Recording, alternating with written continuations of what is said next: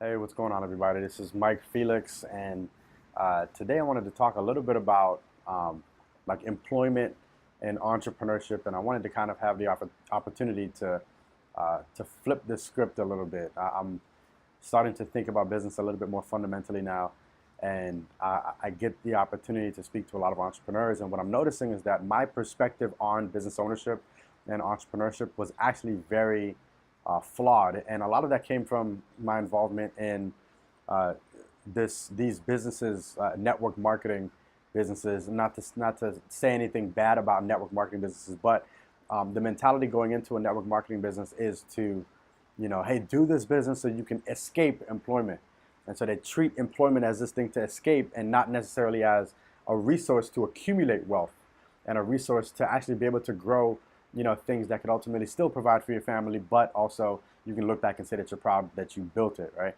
um, if you were to talk to anybody that's wealthy, any wealthy individual, you typically they always get to the point where they say they grew their wealth slowly and organically, and they essentially invested and diversified what they put their resources into. They put their money, time, and energy into different things, and that amassed a lot of wealth.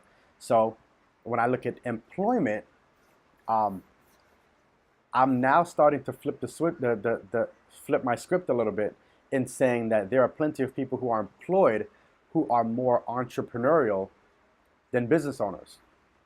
So most people might say, well, why would you say that?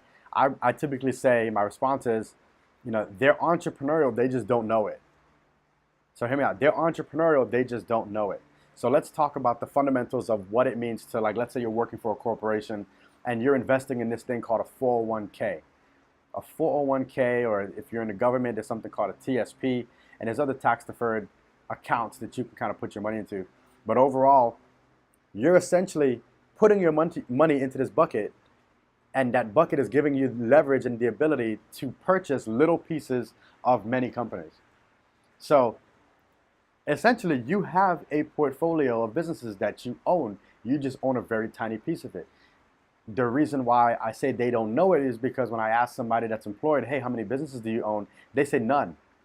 Now the educated, like the not the educated ones, but the ones that are a little bit more fundamental in their thought about purchasing assets and stuff, they tell you, well, you know what, I own a lot of businesses, but I don't really touch them. I don't have my hands directly on them. My portfolio manager manages those, or that's managed within my tax deferred accounts through my employer. When you talk to most business owners, you start to ask them, all right, well, how many businesses do you own? They're going to tell you one, or they're going to tell you two. So between the two, who's more entrepreneurial? The one that owns a very tiny piece of 200 businesses, or the small business owner who just owns one business? Um, I would say the former, right? So um, if somebody is employed, so if you're employed and you say, hey, you know what, I'm working and I'm putting money into these tax deferred accounts and it's being invested. If I educate myself on how to leverage or amplify my capital, then that makes me entrepreneurial. I don't have to go through the whole, hustle and grind, stay up all night. I don't have to go through all that.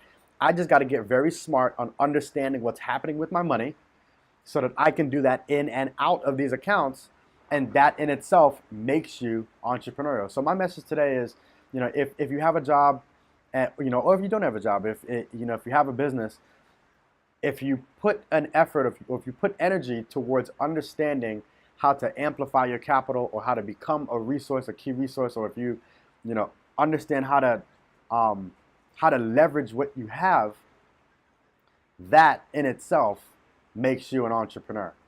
You do not always have to start a business to be an entrepreneur. You can amplify the definition of an entrepreneur is somebody who takes something from a low productivity state to a high productivity state.